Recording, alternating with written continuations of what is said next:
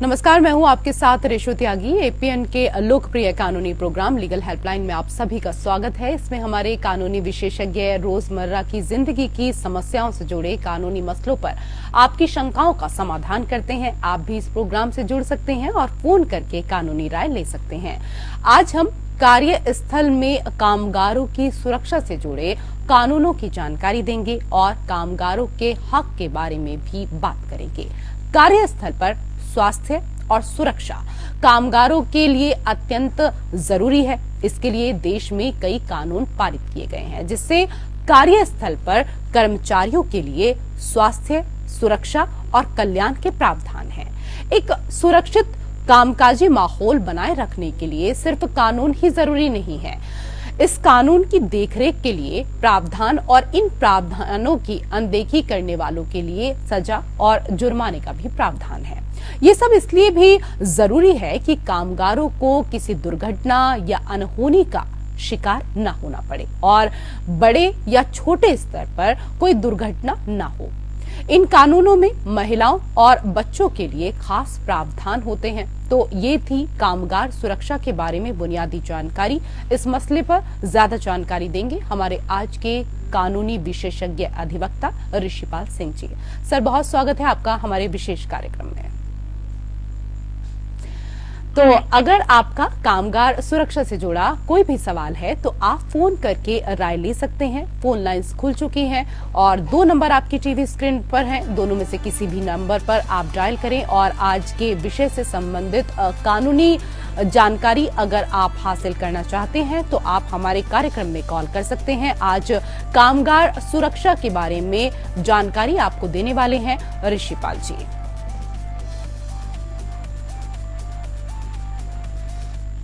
Sir, सबसे पहले हमारे तमाम दर्शकों को ये बताएं कि भारत में व्यावसायिक सुरक्षा पर क्या क्या कानून हैं? भारत में जो व्यावसायिक सुरक्षा की बात की गई है वो हम जो मौजूदा कानून हैं उन कानूनों के से अलग जो हमारा संविधान है, हमारे संविधान में विशेष जो इस तरह के प्रयोजन है जिसमें कहा गया है कि जो कामगार है,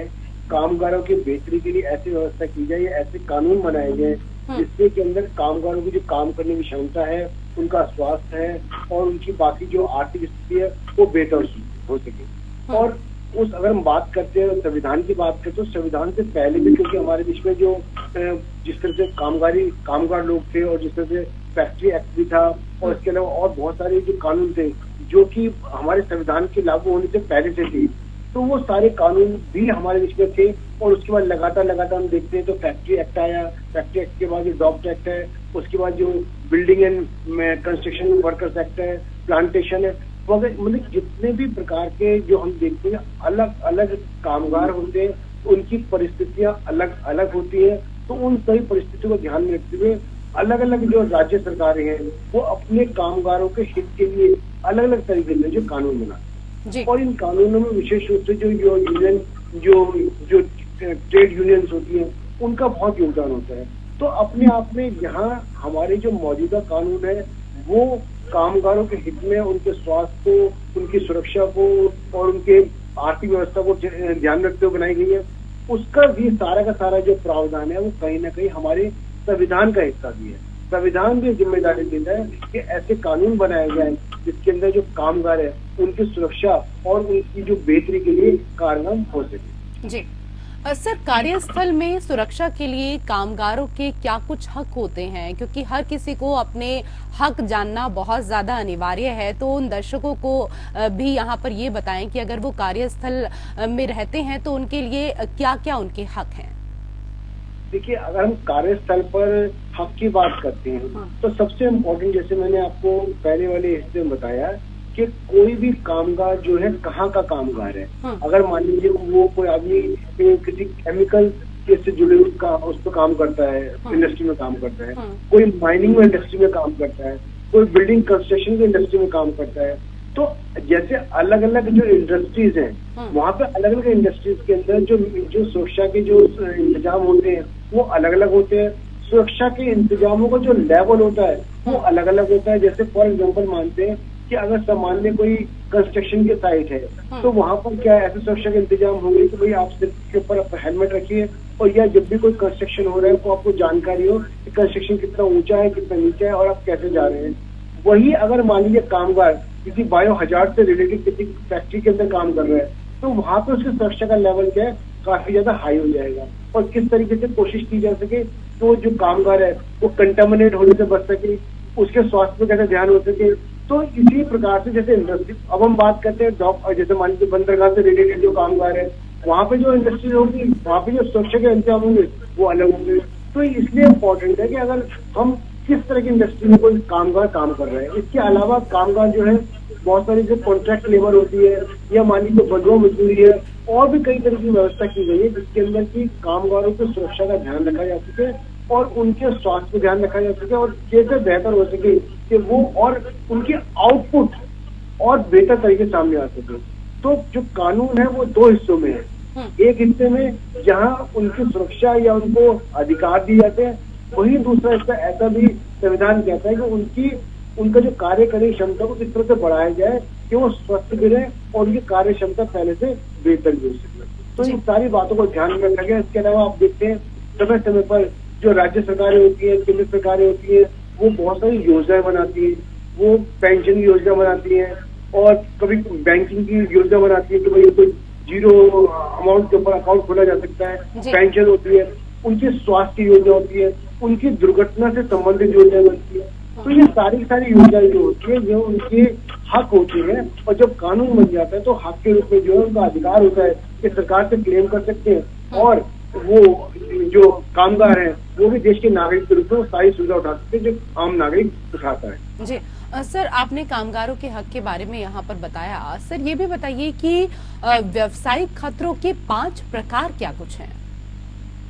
देखिए, जैसे हम बता रहे हैं कि व्यवसाय भी हमारे अलग अलग होते हैं। अगर 5 खतरों को हम विशेष रूप से अगर इसको हम क्लासिफाई करते हैं, अलग अलग करते हैं, तो सबसे पहले हम बात करते हैं केमिकल खतरे की। यानी ऐसी इंडस्ट्री में काम करने वाले लोग जो केमिकल से जुड़ी हुई इंडस्ट्री से जुड़े हुए हैं। जैसे आपने देखा होगा बहुत केमिकल की फैक्ट्रीज होती है, उनमें क्या होता है, गैस रिलीज हो जाती है जी। इसके अलावा जो गैस होती है वो बहुत ही मतलब ज्वलनशील पदार्थ है, तो उसमें जलने की क्षमता भी बहुत ज्यादा होती है, तो उसका बहुत ज्यादा खतरा होता है। तीसरा, केमिकल से उनको जो है और बाकी स्किन प्रॉब्लम हो सकती है। इसके अलावा हम जो दूसरे पे जाते हैं तो हम बात करते हैं बायोलॉजिकल में, जैसे कोई ऐसी इंडस्ट्री में काम करते हैं जहाँ पर उनको कंटामिनेट होने की, यानी कि उनको संक्रमित होने की संभावना है, यानी कोई कीटाणु है जो उनको संक्रमित कर सकते हैं, तो उस बात को ध्यान रखा है। तो वो व्यवसाय दूसरा खतरा है, जो क्योंकि वो भी इंडस्ट्री एक बहुत बड़ी इंडस्ट्री है। तीसरा जो इंडस्ट्री है वो जो फिजिकल हजार्ड है। फिजिकली हम अगर खतरे की बात करते हैं तो बहुत सामान्य, जैसे मान लीजिए जो बिल्डिंग कंस्ट्रक्शन से रिलेटेड इंडस्ट्री है या कोई और इंडस्ट्री है, वहां पर कोई कामगार जो है उसकी सुरक्षा का, या मान लो सामान्य फैक्ट्री है और उस फैक्ट्री के अंदर जो मशीनें हैं, मशीनों का जो इस्तेमाल है वो बहुत पुराना इस्तेमाल हो रहा है, घिसी हुई मशीनें हैं, या फैक्ट्री की बिल्डिंग्स हैं वो बहुत पुरानी है, और जो मशीनें जब चलती है तो उनमें वाइब्रेशन बहुत ज्यादा होता है, तो ऐसी स्थिति में कई बार क्या होती है, दुर्घटना हो जाती है। इसके अलावा जो और बहुत सारे जो फैक्टर्स होते हैं, वो ये सारे के सारे फैक्टर्स डिपेंड करते हैं कि आप कौन कौन से जो इंडस्ट्री में काम कर रहे हैं, तो उन इंडस्ट्री के हिसाब से ये सारे खतरे होते हैं, और उसी को ध्यान में रखते हुए कानून भी बनाया जाता है, और जो व्यवसायी होता है, जो उसका कंपनी जो व्यवसाय को संभाल रहा है, उससे भी अपेक्षा की जाती है कि उससे संबंधित ही वो सेफ्टी मेजर्स को इस्तेमाल करें। जी सर, आपसे ये भी समझना चाहेंगे भारत में OHS कोड क्या है? इसके बारे में कई बार सुना है, दर्शकों को इसके बारे में थोड़ा विस्तार से बताएं। HWS जो कोड है जो हम बात करते हैं, ऑक्यूपेशनल यानी व्यवसाय संबंधित जो सेफ्टी, हेल्थ और वर्किंग कंडीशन है। यानी जब व्यवसाय में जो व्यवसाय चल रहा है, या मान लीजिए ऑक्यूपेशन है या कामकाज चल रहा है, वहाँ की जो सेफ्टी है और उस सेफ्टी में हेल्थ है, और उससे वो हेल्थ वर्किंग कंडीशन से जो रिलेटेड है, तो उन कंडीशनों को ध्यान रखना जिसके अंदर ऑक्यूपेशनल जो भी काम हो रहे हैं, वहाँ पे जो कंडीशन है वो कौन सी कंडीशन है, वो कंडीशन अपने आप में जो कामगारों के लिए बहुत इंपॉर्टेंट होती है। बहुत बार ऐसा होता है,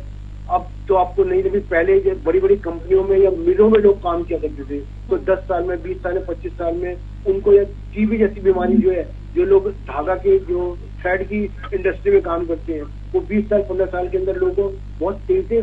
टीबी हो जाया करता है। तो उस ऑक्यूपेशन से रिलेटेड जो कंडीशंस है,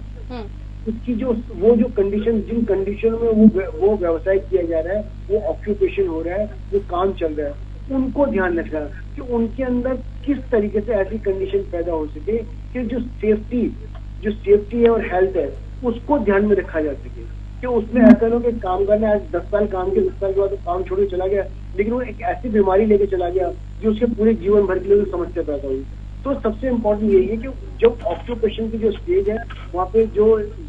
हेल्थ है और जो बाकी जो कंडीशन है, उन कंडीशन को इससे बेहतर बनाना, जिससे कि वो कामगार और बेहतर से काम कर सके। जी सर, क्या OHS के भी प्रकार होते हैं, और अगर हाँ तो सर कितने प्रकार का होता है? देखिए, जो ऑक्यूपेशनल हेल्थ की जो हेल्थ सेफ्टी की बात करते हैं, तो वो भी हम बात करते हैं, उसकी इलनेस जो है कई प्रकार की हो सकती है। जैसे तो फिजिकली है, फिजिकल जो आप हम लोग बहुत जानते हैं कि हाँ भाई किसी को चोट लगी बहुत फिजिकल हो जाता है, जिसमें ज्यादातर हम कहते हैं कि एक्सीडेंट हो जाता है। जैसे कोई मशीन है, मशीन गिर गई, मशीन पे चोट लग गई, ये एक है प्रॉब्लम। इसके अलावा जब हम OHS इस बात करते हैं, तो फिजिकल के अलावा जो हम बात करते हैं, वो एक तो केमिकल हजार्ड्स की बात करते हैं, जो कि ऐसी समस्या होती है जो कि धीरे धीरे एक बड़ा रूप ले लेती है। और दूसरा जो है वो बायोलॉजिकल है, यानी ऐसी समस्या जो एक व्यक्ति कंटामिनेट हो रहा है, वो किसी माइंस में ऐसा काम कर रहा है कि धीरे धीरे जो उसकी स्किन जो है वो खराब हो गई, या उसके अंदर जो उसके इस तरह से गर्द जम गया तो उसको कोई ऐसी बीमारी हो गई, या उसको सांस की बीमारी हो गई। तो इन पॉलिसीज का ध्यान रखा जाता है कि जो उनकी हेल्थ पॉलिसीज है, और इसके अलावा जो दूसरी वो है कि वो जो फिजिकल है ये इसके, और तीसरा है कि अगर मान लो उनकी इकोनॉमिक कंडीशन है, उसको भी वो बेहतर बना सके। तो इन सारी बातों को जब भी कोई कामगार, या हम बात करते हैं कोई स्टेट गवर्नमेंट या सेंट्रल गवर्नमेंट जब कोई रूल्स बनाती है, तो हमेशा इन सारी जो पॉलिसीज है उनको ध्यान में रख के कोई भी रूल्स या जो भी नियम होते हैं वो बनाए जाते हैं। जी सर, आपसे HSE पॉलिसी के बारे में भी समझना चाहेंगे, ये क्या है, इसको भी हमारे दर्शकों को समझाएं। देखिए, जो हेल्थ सेफ्टी और जो हमारी एनवायरमेंट है, यानी एनवायरमेंट से रिलेटेड जो है आपकी हेल्थ की सेफ्टी का ध्यान रखने वाली बात, कि जब भी बहुत सारी बार कोई कंपनीज होती है वो पॉलिसीज बनाती है, तो अगर उन पॉलिसीज का ना ध्यान रखा जाए तो एक व्यवसायी हमेशा चाहेगा कि उसको अधिक से अधिक लाभ मिल सके, और उस लाभ मिलने में जो उसको ऊपर से खर्च करना है, यानी सेफ्टी मेजर्स पे जो खर्च करना है, हेल्थ पे जो वर्कर्स की पे खर्च करना है, वो उसको कम से कम खर्च करना पड़े, जब तभी वो ज्यादा से ज्यादा मुनाफा कमा सकता है। तो ऐसी स्थिति में जो है वो ऐसी पॉलिसीज को सरकार लाने की ये जिम्मेदारी की है, जो उन पर दबाव देती है, जिससे कि जो उनकी जो कंपनीज है उनकी ऐसी ड्यूटी तय हो सके, ऐसी रिपोर्टिंग हो सके, ऐसी इन्वेस्टिगेशन हो सके कि जो वर्क रिलेटेड जितने भी जो हमारी ऑक्यूपेशन है उनमें हेल्थ और जो सेफ्टी है और वो जो वहाँ का एनवायरमेंट है उसको ध्यान में रख के सारी पॉलिसियां बनाई जाए। ये श्रमिकों के स्वास्थ्य और सुरक्षा के लिए कानूनी उपायों का क्या कुछ प्रावधान किया गया है? देखिए, जैसे मैंने आपको बताया कि जो श्रमिकों के स्वास्थ्य है और उनकी सुरक्षा को ध्यान में रखने के लिए सबसे बड़ा जो प्रावधान है, सबसे बड़ा प्रावधान हमारे कॉन्स्टिट्यूशन में, हमारे संविधान में, हमारे जो डायरेक्टिव प्रिंसिपल ऑफ स्टेट है, जो नीति निर्देशक तत्व है, उसके अंदर भी ये जानकारी जो समाविष्ट की गई है कि किस तरह से जो कामगार है, कामगारों की सुरक्षा का सरकार को, राज्य को ध्यान रखना है। यानी ऐसा नहीं है कि कामगारों की सुरक्षा के लिए जो नियम है वो बनाने के लिए कोई जिम्मेदारी सरकार पर नहीं डाली गई, सरकारों पर जिम्मेदारी डाली गई है, और सरकार उस जिम्मेदारी को वहन करने के लिए जो कामगार जो अपने उद्यम होते हैं उनमें भी, और जो प्राइवेट उद्यम है उनके अंदर भी, उनके अंदर भी वो कोशिश करती है। जैसे मान लीजिए हम देखते हैं फैक्ट्री एक्ट है, या मान लीजिए माइंस एक्ट है, ये जो एक्ट है, ये फैक्ट्री एक्ट की हम बात करते हैं, फैक्ट्री एक्ट के अंदर अपने आप में बहुत सारे प्रोविजंस है कि किस तरह से जो फैक्ट्रीज हैं, फैक्ट्रीज को रन करने के लिए सुरक्षा के जो इंतजाम है, स्वास्थ्य के इंतजाम है और सुविधाओं के इंतजाम जो कामगारों के लिए, वो कितने इंतजाम पुख्ता है। एक फैक्ट्री इंस्पेक्टर होता है जो समय पर फैक्ट्री का जो है वो दौरा करता है, वो देखते हैं कि वहाँ पे जो कामगार जो काम करने वाले लोग हैं वो कम से कम मिनिमम जो बेसिक स्ट्रक्चर है जो उसको लॉ द्वारा बनाया गया है, तो उन सारी चीजों का पालन किया जा रहा है या नहीं किया जा रहा है। ऐसे बड़ा इंपॉर्टेंट बात करते हैं माइंस एक्ट के अंदर। माइंस में जैसे आपने सुना होगा कि कई बार क्या होता है कि बड़ी बड़ी दुर्घटनाएं हो जाती है, तो वहाँ पर भी जो माइनिंग इंस्पेक्टर होता है उसका काम ये होता है, ये देखना है कि माइनिंग जो हो रही है वो सारे सुरक्षाओं को ध्यान में रखकर हो रही है या नहीं हो रही है। तो इन सब चीज की जिम्मेदारी दी जाती है, जो सोशल वेलफेयर डिपार्टमेंट होता है वो कंपल्सरी जो अपने हर डिस्ट्रिक्ट के अंदर इन सारी बातों को ध्यान में रखे और सारे लीगल पॉइंट को ध्यान में रखे, जो रिपोर्ट होती है वो एसडीएम कंसर्न को और मिनिस्ट्री कंसर्न को देता है, और वो उसके हिसाब से जो एक चेक एंड बैलेंस भी रखते हैं। और जब भी अगर कोई व्यक्ति इन नियमों में कोई ढिलाई करता है तो उनको इसमें जेल का प्रोविजन भी है, और इसके अलावा सामान्य रूप से जो है मोटे जुर्माने किए जाते हैं, जिससे कि उन व्यक्तियों पर या ऐसे व्यवसायियों पर लगाम लगाई जा सके जो कि सुरक्षा के पुख्ता इंतजाम नहीं रखते। जी सर, इसी से जुड़ा एक और सवाल आपसे है, कब फैक्ट्रियों में कामगार सुरक्षा को नजरअंदाज किया जाता है? देखिए, सामान्यतः हम बात करते हैं, सामान्य रूप से तो कामगारों की जो सुरक्षा है उसको नजरअंदाज नहीं किया जा सकता, क्योंकि वो उनकी जो सुरक्षा है वो भी कहीं ना कहीं एक हमारे मौलिक अधिकार का क्षेत्र होती है। लेकिन कभी कभी क्या होता है, जैसे मान लीजिए कोई ऐसी इमरजेंसी की सिचुएशन आ जाती है जहाँ पर जैसे मान लीजिए कोई इमरजेंसी किसी से लग गई है, युद्ध की स्थिति है, या कोई जैसे कोविड की स्थिति हमने देखी, कोविड के अंदर भी क्या है, कोई कोविड था लेकिन फिर भी कुछ फैक्ट्रीज है और कंपनीज है वो लोग काम कर रहे थे और लोग वहाँ आ रहे थे और उस इमरजेंसी में काम कर रहे थे। तो ऐसे जो विशेष जो समय होता है, विशेष इमरजेंसी का जो दौर होता है, केवल उन्हीं के अंदर, और वो भी कुछ समय के लिए सुरक्षा के जो प्रावधान है उनको थोड़ी सी उनमें एग्जेम्पशन दी जाती है, थोड़ी उसमें ढील दी जाती है कि जिससे कि वो इमरजेंसी वाला टाइम भी निकल जा सके और आगे जो सुरक्षा है वो भी ध्यान हो। वो भी समय के लिए होती है, लेकिन वो एक ऐसा नहीं कि इंडेफिनिट टाइम के लिए, तो उस समय के लिए केवल थोड़ी सी ढील दी जाती है। जी सर, ये भी बताएं कि सेफ्टी ऑफिसरों का क्या कुछ कार्य होता है और सेफ्टी ऑफिसरों के लिए क्या कुछ प्रावधान इस दौरान है? देखिए, जैसे हम बात कर रहे थे कि हमारे यहाँ कामगार से रिलेटेड कई सारे कानून हैं, फैक्ट्री एक्ट है, माइनिंग एक्ट है, डॉक एक्ट है, बिल्डिंग कंस्ट्रक्शन है। तो इसमें अलग अलग जो जैसे फैक्ट्री एक्ट में फैक्ट्री इंस्पेक्टर होता है, वो भी अपने आप में सेफ्टी सुरक्षा का अधिकारी के रूप में काम करता है। जो सेफ्टी अधिकारी होते हैं उनका मुख्य कार्य ये होता है कि ये देखना कि जो सेफ्टी के जो आपके नॉर्म्स है या जो उनकी रूपरेखा है या जो नियम है उनका पालन किया जा रहा है नहीं किया जा रहा है। फॉर एग्जाम्पल हम देते हैं जो कंस्ट्रक्शन इंडस्ट्रीज है, अगर कंस्ट्रक्शन इंडस्ट्री में आप जाएंगे तो वहाँ पे देखेंगे कि कंपल्सरी जो वर्कर्स होते हैं, जो लोग 8 फुट से ऊंची किसी भी बिल्डिंग में काम कर रहे होते हैं, जहाँ पर 8 फुट से ऊंची कोई भी बिल्डिंग होती है, तो वहाँ पे वो कंपल्सरी जो है एक कैप पहनते हैं जिससे कि सर की सुरक्षा का इंतजाम हो सके और सर से गिरने वाली किसी भी वस्तु से बचाव हो सके। इसके अलावा हम बात करते हैं कि जैसे मान लीजिए वो अगर प्लास्टरिंग के लिए किसी और काम के लिए अगर वो 10 फुट से ऊपर जाते हैं तो ऐसी स्थिति में सेफ्टी बेल्ट होती है, वो सेफ्टी बेल्ट उन वर्कर्स को दी जाती है, कंपल्सरी उनको बताया जाता है, ट्रेनिंग दी जाती है सेफ्टी अधिकारी के द्वारा कि सेफ्टी बेल्ट को जब आप ऊपर पहुंचेंगे तो किसी ऐसी जगह पर आप लगाएंगे जो कि अपने आप में इतनी मतलब ताकतवर हो कि आपके अगर आप वहां से आपका पीछे से आपका बैलेंस चला जाए या आपका बेस नहीं रहे तो भी आप लटक के भी जो है वहाँ पे आप सुरक्षित रह सकेंगे। तो ये सेफ्टी अधिकारी जो होते हैं वो मुख्य रूप से यही काम करते हैं कि जो कामगार हैं उनको कैसे उनको सुरक्षा प्रदान की जा सके और इमरजेंसी की स्थिति में अगर मान लो कोई ऐसी स्थिति आ जाती है तो कैसे अपने जीवन का वो बचाव कर सकते हैं। जी सर, ये भी आपसे समझना चाहेंगे, बच्चे जब कार्य करते हैं तो उनके लिए क्या कुछ प्रावधान है? देखिए, सामान्यतः हम बात करते हैं तो बच्चों को जो कामगार हम बच्चों को कार्य नहीं कर सकते, बच्चों पे कार्य करने की कोई प्रावधान नहीं है कि बच्चों को हम कह सके बच्चे कार्य कर सकते हैं। जेजेबी एक्ट भी जो है वो भी कहता है 14 साल से नीचे किसी बच्चे को अगर काम में लगाते हो तो वो भी ऐसे काम में जो कि अपने आप में बहुत ही सुरक्षा को ध्यान में रखते हुए या मान लीजिए बहुत खतरनाक काम है तो उसमें कानूनी प्रावधान जो है बहुत खतरनाक है। उसके अंदर किसी व्यक्ति को सजा तक का प्रावधान है और जो बेलेबल जो ऑफेंस होता है वो नॉन बेलेबल ऑफेंस है। तो उन सारी बातों को ध्यान रखते हुए कि बच्चों को जो कार्य है कार्य की स्थल से दूर रखा जाए उनकी सेफ्टी की जाए और किसी भी तरीके से जो है उनकी परेशानी से बचाया जाए। अगर कोई व्यक्ति ये अगर इवन अगर आप देखेंगे बच्चों को अगर डोमेस्टिक हेल्थ के अंदर भी कोई लगाता है और उसकी शिकायत हो जाती है तो जो जुवेनाइल जस्टिस एक्ट है उसके अंदर उस व्यक्ति के खिलाफ कार्रवाई हो सकती है। तो न केवल कामगार स्थल बल्कि जो घरेलू स्थल है वहां पर जो अगर बच्चों को कोई काम पे लगाता है तो निश्चित रूप से गैर कानूनी काम है और ऐसे व्यक्तियों को सजा का प्रावधान हो सकता है। जी सर, ये तो यहाँ पर हुई बात बच्चों को लेकर। सर ये भी बताएं कि गलत फिटनेस प्रमाण पत्र का उपयोग करने पर जुर्माने के प्रावधान क्या कुछ हैं? देखिए, ये अपने आप में बड़ी दुर्भाग्यपूर्ण बात होती है कि